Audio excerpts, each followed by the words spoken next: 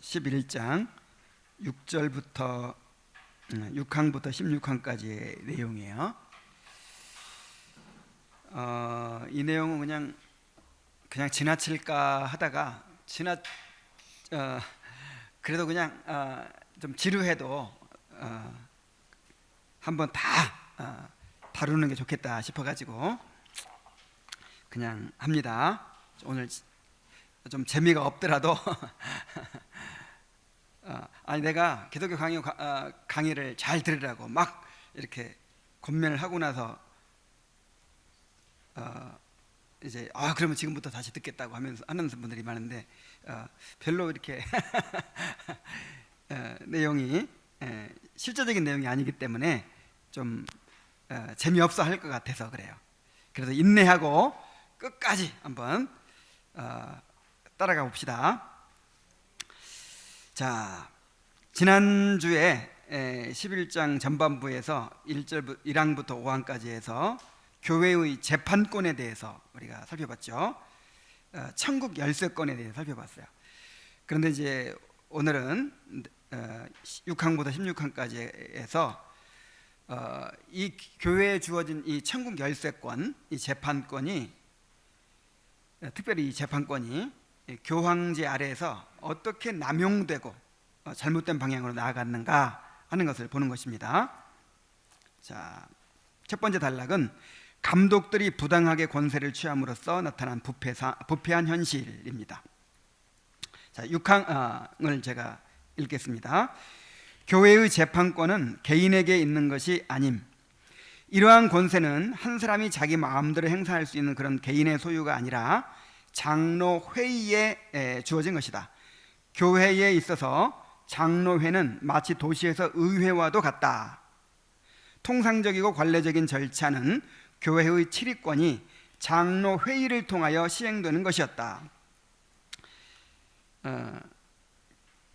그래서 이 교회 대의민주주의라는 말이 있죠. 대의민주주의. 직접민주주의는 이 구성원들이 직접 의견을 내가지고 이렇게 의견을 모아가지고 이제 이끌어가는 것이고, 대의민주주의는 그 구성원들을 대표하는 사람을 뽑아가지고 이렇게 회의를 해서 이제 그 조직을 이끌어가는 걸 대의민주주의라고 하잖아요. 일종의 이 교회 정치는 대의민주주의예요. 그래서 여기서 칼빈도 그런 얘기를 하잖아요. 이 장로회의는 뭐와 비슷하다? 이 도시로 나라로 치면 의회와도 같다. 의회. 그래서 장로에는 두 가지 종류가 있다고 지난번부터 얘기했죠.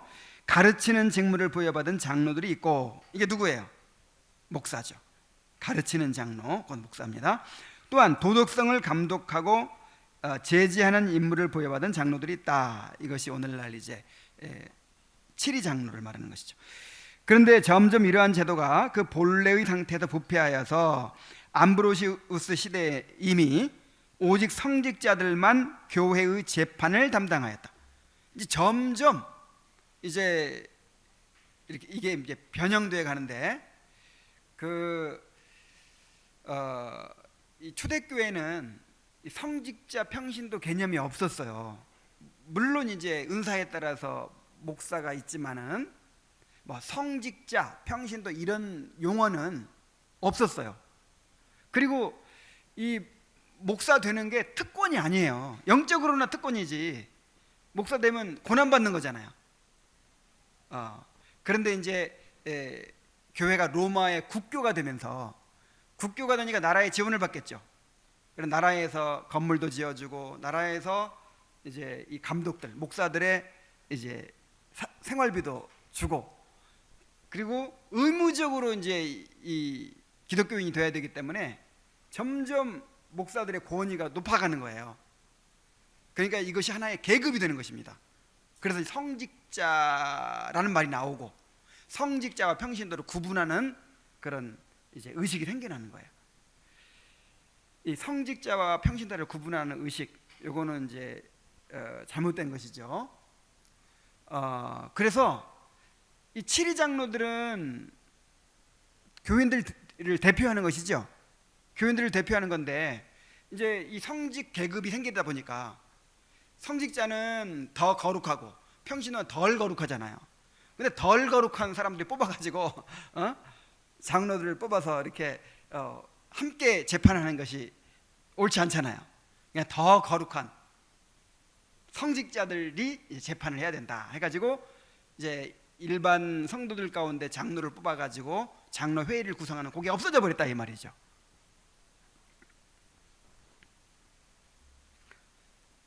그래서 이제 이 성직자들, 감독들이 이 모든 걸 다 하는 것입니다. 목사들이 모든 걸 다 하는 거예요. 요즘 말로 하면. 더 나아가 교회에 주어졌던 법과 고난을 거슬러서 감독이 홀로 그것을 자기의 것으로 만들었다. 이것은 마치 의회가 모두 해체되고 의장 홀로 도시의 권력을 차지하는 것과도 같은 형국이다. 장로 회의가 이 고난을 가져야 되거든요. 그래서 장로 교회는 회가 중요하다 그랬죠. 회, 당회, 노회, 이런 회가 중요하다 그랬죠. 회의체가 이끌어가는 조직이에요. 뭐가 이끌어간다고요?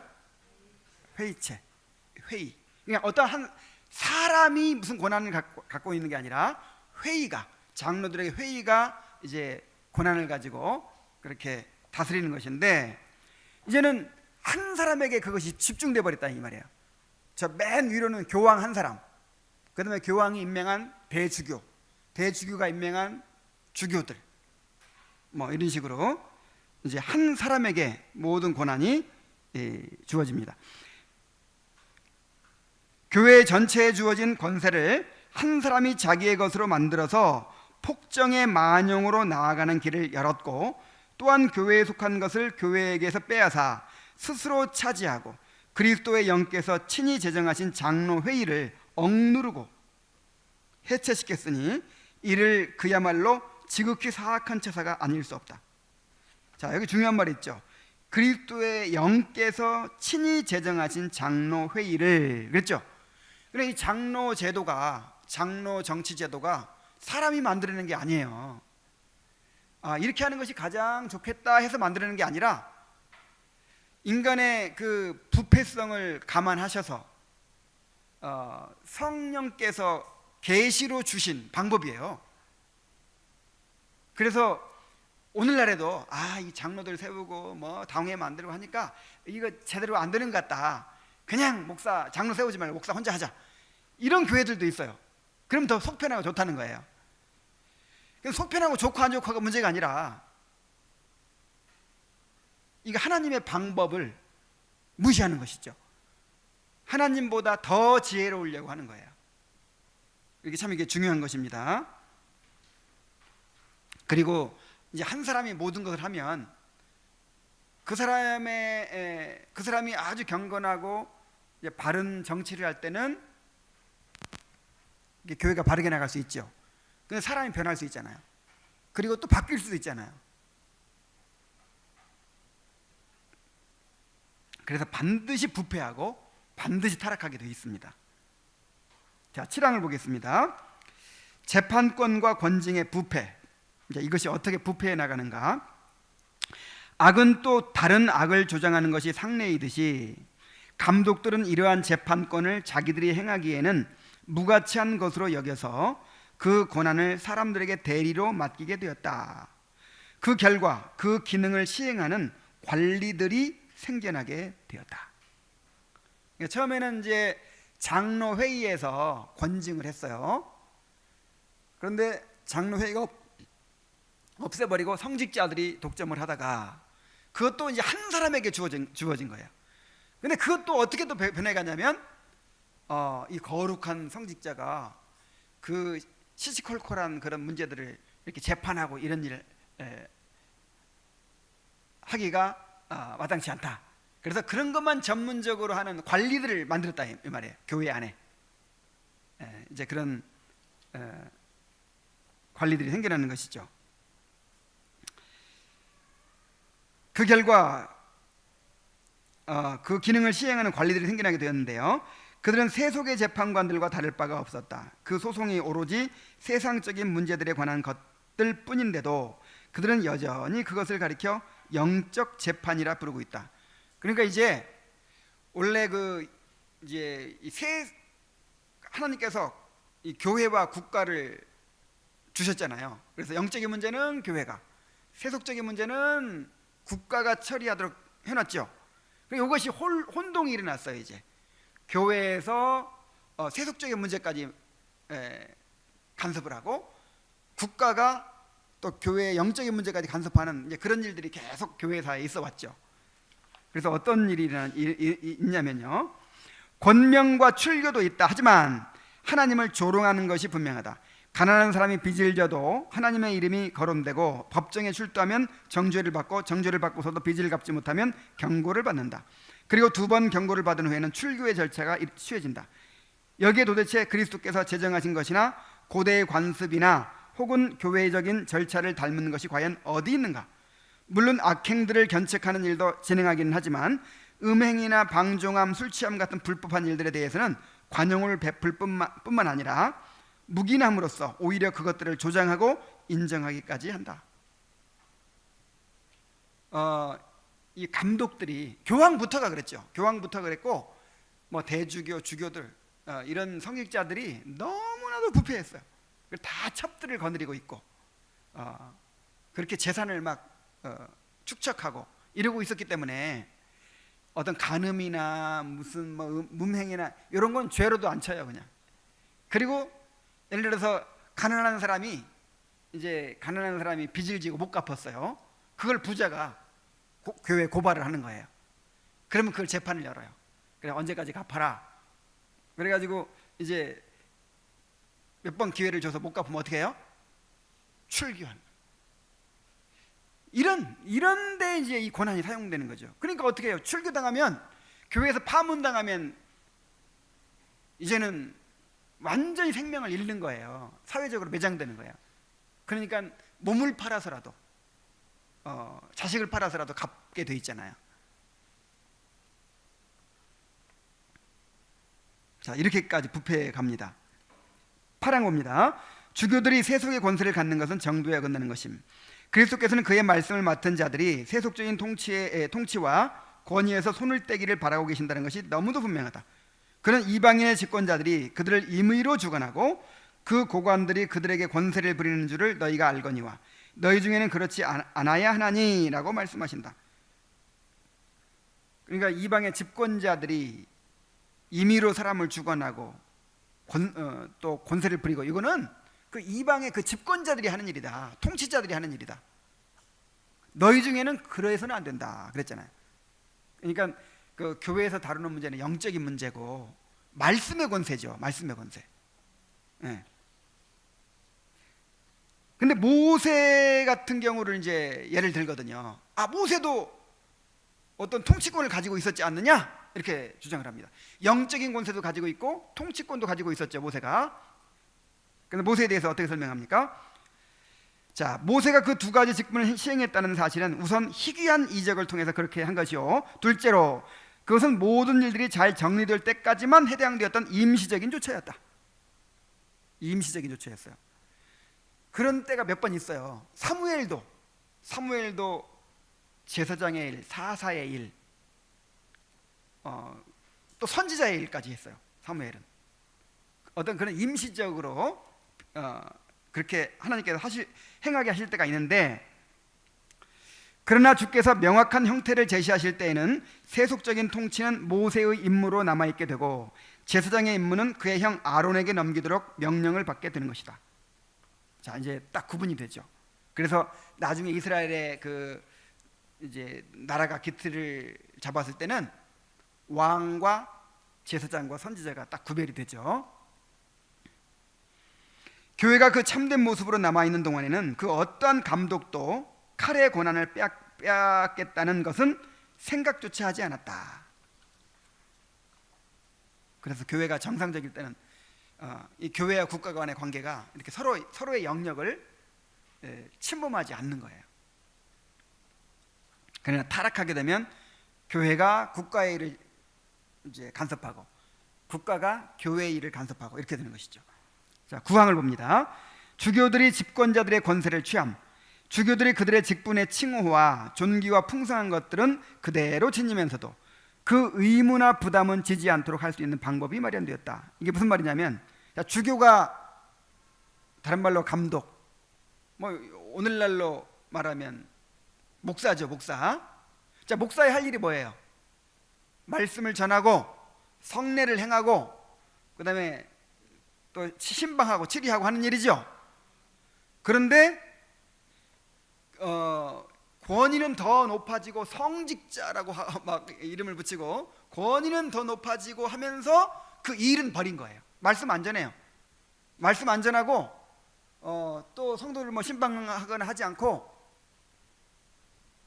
그냥 이제 미신적인 미사 뭐 이런 거 그냥 계속 반복만 하면 되니까 몇 마디 외우기만 하면 돼요. 몇 마디 라틴어 몇 마디 외워가지고 그냥 의식만 반복해서 하면 돼. 성경 하나도 몰라도 돼. 말씀 안 전하니까. 그 말이에요. 지금 그 명예는 지니면서도 부담은 전혀 지니지 않도록 그렇게 이제 체제가 마련돼 버렸어요. 그러나 후에는 그들을 완전히 게으른 상태로 두지 않기 위해서는 칼의 권한이 그들에게 주어졌다. 아니 그들 스스로 그 권한을 빼앗았다고 해야 옳을 것이다. 그래서 이제 이 주교가 말씀도 안 전하죠. 그 다음에 성례 행하는 것도 이제 그 돌아가면서 그냥 그 의식만 이렇게 행하면 되는 거잖아요. 그게 할 일이 하나도 없잖아요. 그러니까 점점 이제 그 세속적인 권한을 갖게 되기 시작한단 말이죠.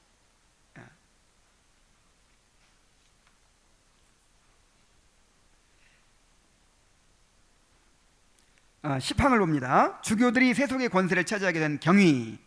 그들은 로마 교회 주의자들은 로마 교회 주의자들은 처음에는 미약한 상태에서 시작하여 조금씩 그 권세를 아주 크게 늘려갔다. 그리고 기회가 생기게 되면 공포와 위협을 조성하여 집권자들이 너그러이 친절을 베풀면 그들의 어리석고도 우매한 친절을 악용하기도 했다. 과거에는 어떤 분쟁이 발생하면 경건한 자들은 법적인 소송의 필연성을 회피하기 위하여 감독에게 재판을 위임하였다. 그런데 그들은 이런 자발적인 중재를 기회로 삼아 이를 일상적인 재판권으로 만들어버린 것이다. 또한 여러 지역들에서 어려움을 당하는 일이 일어나자 사람들은 감독들에게 보호를 요청하게 되었는데 그들은 간계를 부려서 자기 자신들을 보호자에서 군주의 위치로 자리를 바꾸어 놓은 것이다. 로마가 이 동로마와 서로마로 갈라지게 되죠. 그래서 이 로마, 이탈리아, 로마 요쪽은 서로마고 저쪽 콘스탄티노플 동유럽 쪽 그리스 뭐 저쪽은 터키 그리스 쪽은 동로마고 그렇죠. 근데 서로마가 멸망하잖아요. 서로마가 이 수도가 콘스탄티노플 지금의 터키 이스탄불로 옮겨지고 서로마가 일찍 멸망해요. 그러니까 이제 그 게르만족들이 막 쳐내려오고 그래서 이 사회가 혼란한 그런 상황에서 사람들이 의지할 데가 없으니까 어디에 의지하냐? 교회에 의지해요. 교회 그 이제 주교나 주교들에게 또 이렇게 교황에게 의지를 하는 것이죠.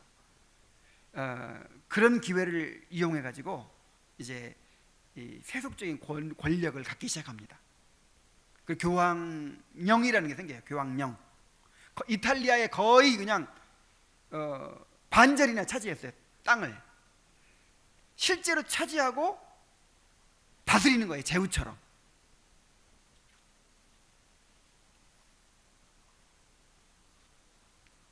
자, 12항 봅니다. 콘스탄티누스 헌정에 대한 12항이 아니라 11항이죠.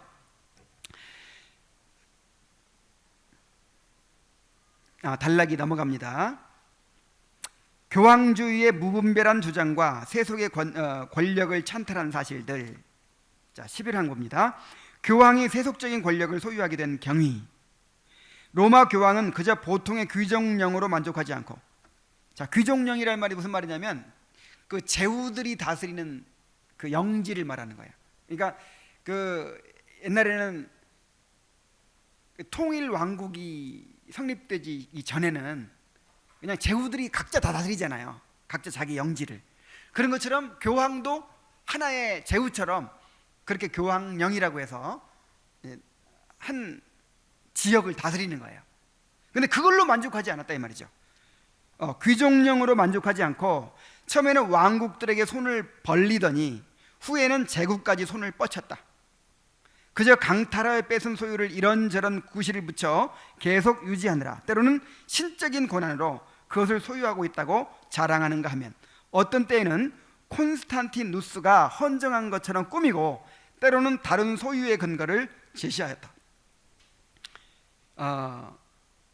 네, 그러니까 이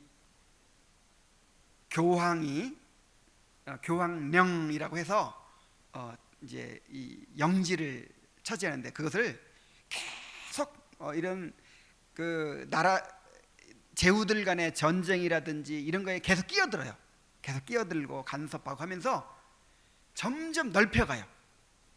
점점 영지를 넓혀가고 막 전쟁에 나서기도 하고. 그런데 이제 그런 그것을 감행할 수 있도록 하는 어떤 근거가 있어요. 그 근거가 뭐냐면 기독교를 공인한 황제가 누구죠?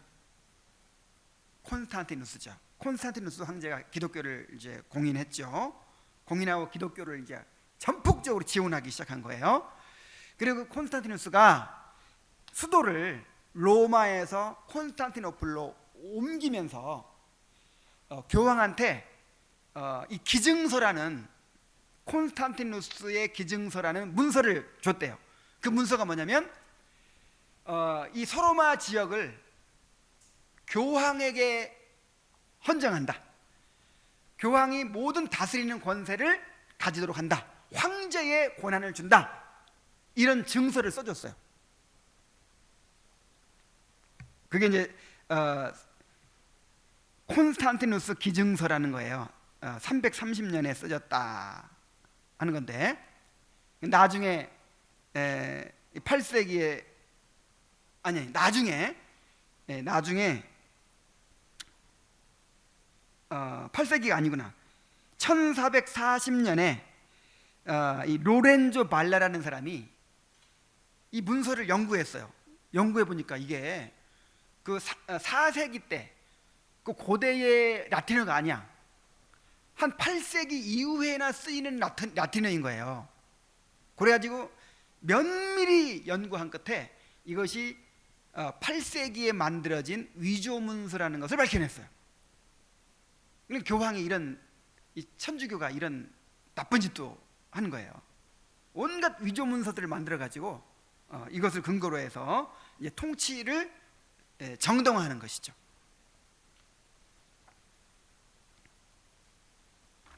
자, 그 다음에 13항을 봅니다. 하인리 4세 황제와 힐데브란트의 관계. 자, 힐데브란트라는 사람이 이제 그레고리우스 7세 교황입니다. 이거 우리 세계사 배울 때 카노사의 굴욕이라는 거 배웠죠? 카노사의 굴욕. 그 신성 로마 제국이 어느 나라예요? 독일. 그 종교개혁이 일어났던 독일이잖아요. 근데 종교개혁은 1517년에 16세기에 일어났지만 그보다 한 몇백 년 전에 한 500년 전에 어떤 일이 있었냐면 그 신성로마 제국 독일을 다스리는 이제 황제가 하인리 4세예요. 하인리 4세, 영어로 하면 헨리 4세 이렇게 얘기하죠. 그리고 이제 새로 교황이 된 사람이 그레고리우스 7세예요. 근데 이제 그 역사가 계속 어떻게 진행이 되냐면 황제가 이렇게 교황과 이렇게 계속 맞서는 거예요. 그래서 교황이 세력이 강해지면 교황이 황제를 지배하게 되고 황제가 세력이 강해지면 황제가 교황을 이렇게 꼼짝 못하게 하고 계속 그런 일이 있어요. 근데 이제 하인리 3세 때까지는 황제가 힘이 셌어요. 그래야 교황을 마음대로 그냥 갈아치우기도 하고 막 그러거든요. 근데 이제 새로 그 하이니 4세가 황제가 되고 그다음에 이제 그레고리우스 7세가 또 교황이 됐을 때는 이제 그레고리우스 7세가 굉장히 이제 이렇게 교회를 개혁하겠다 하는 막 그런 이제 의욕이 넘치는 교황이었는데, 그때까지만 해도 황제의 권한이 세가지고 황제가 주교들을 다 임명하는 거예요. 황제가 독일에 있는 주교들을 누가 임명한다고? 황제가. 그냥 교황이 보니까 안 되겠거든, 이거 뺏어와야겠다 하고는 이제 이걸 서임권이라고 하는데 그 주교 서임권을 뺏으려고 했어요. 그러자 이 황제가 교황을 그럼 파직시킨다 이렇게 하니까 교황이 황제를 파문해 버렸어요. 그러니까 전에 같으면 절대 그럴 꿈도 못 꾸거든. 파문하면 교황 잡아다가 죽이면 되니까. 근데 이제 교황의 세력이 좀 세졌고 여러 가지 이제 정치적 여건이 좀 약해졌기 때문에, 그래가지고 이제 서로 이렇게 맞서게 됐는데 이 독일의 제후들이 누구 편을 들어버렸냐면 이 교황 편을 들어버린 거예요. 그래가지고 반란을 일으켰어요. 그러니까 어떻게 되겠어요? 이제 이 하이니 4세를 완전히 망하게 생겼잖아요. 그래서 종 한 사람만 데리고 이제 이 교황을 만나러 갑니다. 알프스 산을 넘어서 교황을 만나러 가는데 교황을 안 만나주려고 일부러 막 여행을 해버려요. 그리고 이 사람이 군대를 이끌고 나를 치러 오나 보다 해가지고는 이 카노사라는 성에 이렇게 숨어 있는 거예요. 근데 알고 보니까 군대를 이끌고 간 게 아니라 용서를 빌기 위해서 종 한 사람만 딱 데리고 이제 간 거예요. 근데 교황이 성문을 안 열어줘요. 그래서 내복바람으로 머리에 아무것도 쓰지도 않은 채 그 황제가 머리에 아무것도 맨머리로 또 내복바람으로 그 다음에 맨발로 눈발 나리는 그 1월 달에 그 추운 겨울에 성문 밖에서 3일을 기다렸대요. 3일을. 근데 이제 더 이상 문을 안 열어주면 또 교황의 위신이 말이 아니에요. 교황은 그리스도의 대리자잖아요. 그리스도의 대리자 용서 안 해주면 안 되잖아요. 그래서 이제 용서를 해줍니다. 3일 만에 성문을 열어주니까 맨발로 들어가서 엎드려가지고 아버지여 나를 용서하소서. 그래가지고 이제 파문을 취소해 줬어요. 그것을 가리켜서 이제 카노사의 굴욕이라고 하죠. 그러니까 이 사건을 통해서 그 교황의 권력이 얼마나 높은 데까지 올라갔는가 하는 것을 단적으로 보여주는 거예요. 결국 나중에 또 이제 전세가 역전돼요. 나중에 이제 하이니 4세가 나중에 세력을 다시 회복해가지고 교황을 갈아치워 버려요. 교황을 다른 교황으로 갈아치워 버려요. 자, 14항을 봅니다. 교회 재산 탈취에 대한 그레고리우스 1세의 조치. 그때 이후로 교황들은 때로는 사기로, 때로는 배신으로, 때로는 전쟁을 일으켜서 다른 사람들의 통치 영역을 침범하기를 그치지 않았다.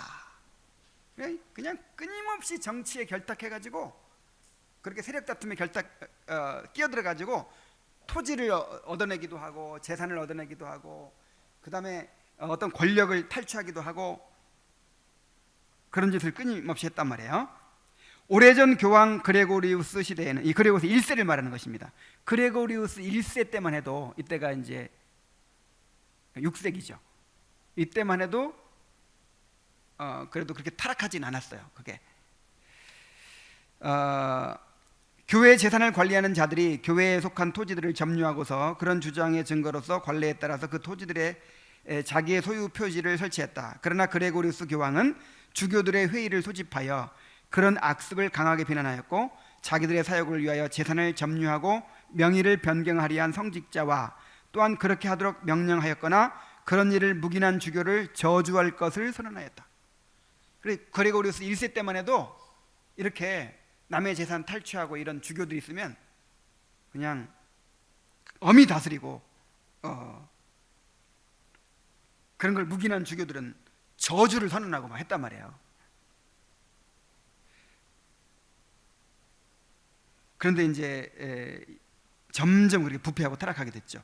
조그만 한 조각 땅을 자기 소유로 주장하는 것이 성직자를 저주할 만한 중대한 범죄 행위였다면 200여 년 동안 교황들이 행한 일이 살육과 도시의 약탈과 민족 대학살과 왕국의 황폐화를 범한 것밖에 없으니 그런 일들은 도대체 어떤 저주로 벌해야 합당하겠는가? 자, 15항구입니다. 로마의 성직자들의 면책특권. 로마의 성직자들은 재판권을 소유하고 게다가 면책특권까지 누리고 있다. 일반 법정과 법으로부터 면제를 받는 것이야말로 교회의 자유와 위엄이라고 여기고 있다. 자, 이거 보세요. 이 칼빈 시대까지 이 교황들은 그리고 로마의 성직자들은 면책특권을 가지고 있었어요. 면책특권이 뭐죠? 내가 어떤 범죄를 저질러도 잡혀가지 않는다 이 말이죠. 법에 저촉되지 않아요. 왜냐하면 성직자니까, 거룩한 성직자니까 어떻게 세상의 법정에서 나를 잡아갈 수 있느냐, 세상의 공권력이 나를 지배할 수 있느냐 이 말이죠. 면책특권을 가졌어요. 자, 그러나 고대 교회에는 그렇지 않았단 말이죠. 고대 교회의 감독들은 교회의 권리를 선포하는 데는 그렇게 철저했으면서도 그들이 그렇게 복종하는 처지에 있는 것이 자기들과 성직자 직분을 해치는 것으로 여기지 않았다.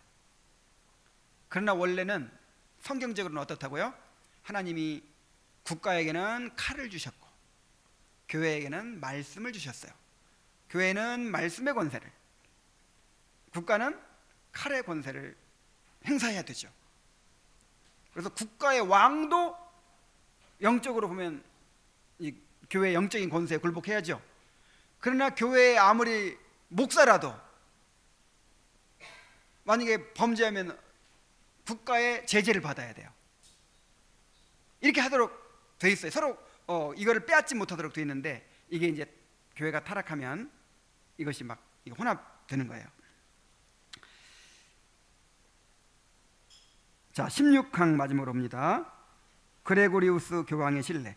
그는 국가의 법정에 대하여 면책특권을 자랑하지 않고 오히려 자기의 양심이 허락하는 범위 내에서 복종할 것임을 약속하고 있다. 그래서 그레고리우스 1세는 전혀 이렇지 않았다 이 말이죠.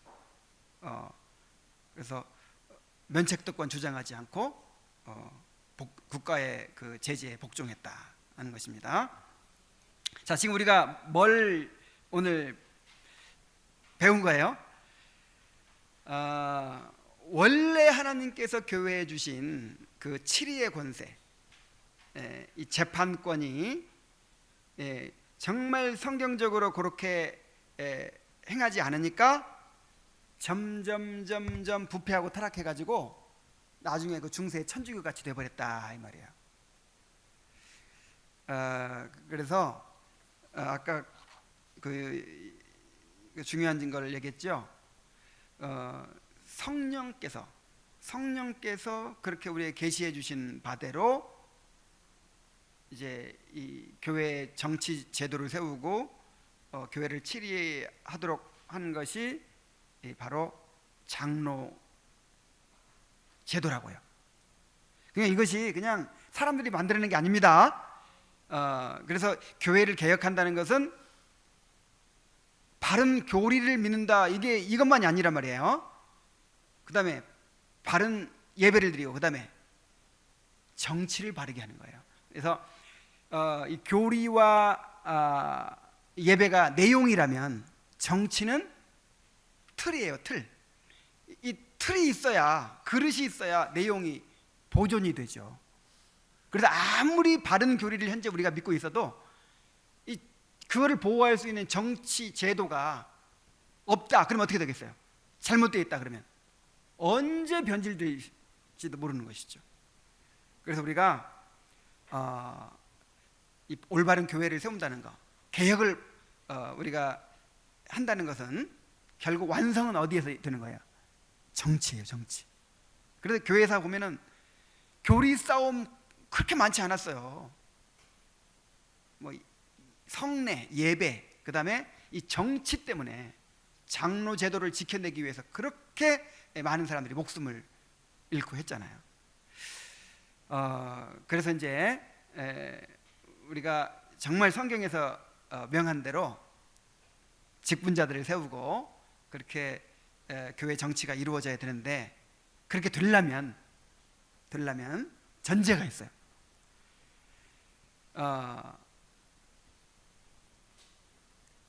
이 내용이 중요해요. 내용이 충실하지 못하면서 틀만 있으면 어떻게 될까요? 살은 없으면서 뼈대만 앙상하면 어떻게 될까요? 정말 얼마나 징그럽습니까? 이게 무슨 말이냐면, 내용이 뭐냐면요, 진짜 회심해야 돼요. 회심. 성화를 이루어가야 돼요. 지금 많은 사람들이 이런 얘기를 합니다. 그렇게 장로제다고 성경적이고 그렇다면, 그렇게 제대로 하는 교회를 한번 보여주시오. 장로 세우고 하니까 더 싸우고 그냥 더 교회가 엉망이 되고, 도대체 뭐가 좋다는 거냐고 이렇게 이제 공격을 하거든요. 왜 어려울까요? 이 장로 제도는 정말 이상적인 제도인데 단 조건이 있어요. 정말 회심한 사람들이 많이 운영할 수 있어요. 정말 회심하고 정말 나를 십자가에 못 박은 사람들, 그리고 끊임없이 성화를 이루어가는, 주님을 닮아가는 사람들, 자기를 부인하고 날마다 십자가를 주님을 쫓는 사람들. 자, 이런 사람들이 아니면 그냥 인간적인 생각으로 이렇게 권한만 주어지고 이렇게 뭐 조직이 구성이 되고 당회가 구성이 되고 이렇게 한다고 해서 절대로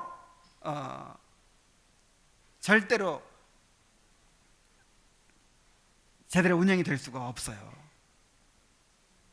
그래서 우리는 두 가지를 동시에 항상 추구해야 돼요. 올바른 제도, 올바른 틀, 요것만 주장하고 내용은 없어. 그러면 그것처럼 참 딱딱하고 그냥 정말 차갑고 매력 없고 그런 것이 없어요. 내용을 추구해요. 내용을. 그래서 우리가 그렇게 진정한 회심을 추구하는 것이고, 회개의 삶을 추구하는 것이고, 자기 부인과 십자가를 강조하는 것이고, 성화를 강조하는 거예요.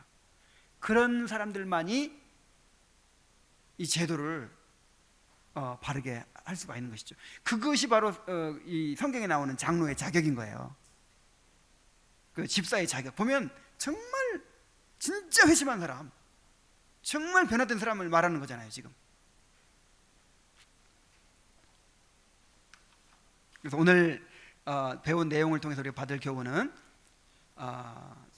정말 이 장로 제도, 장로 정치 제도는 하나님께서 우리에게 명하신 것이다 하는 것과, 그 다음에 이것을 정말 성경 그대로 행하지 않을 때 어떻게 교회가 부패해 갈 수 있는지 하는 것을 천주교의 예를 들어서 우리가 살펴보았습니다. 정말 우리 교회가 계속 성장해 가면서 정말 장로들이 세워지고, 그래서 이 장로의 회가 교회를 잘 이끌어가고 보호하는 그런 교회로 성장해야 될 줄로 믿습니다. 자, 기도하고 마치겠습니다. 은혜로우신 아버지,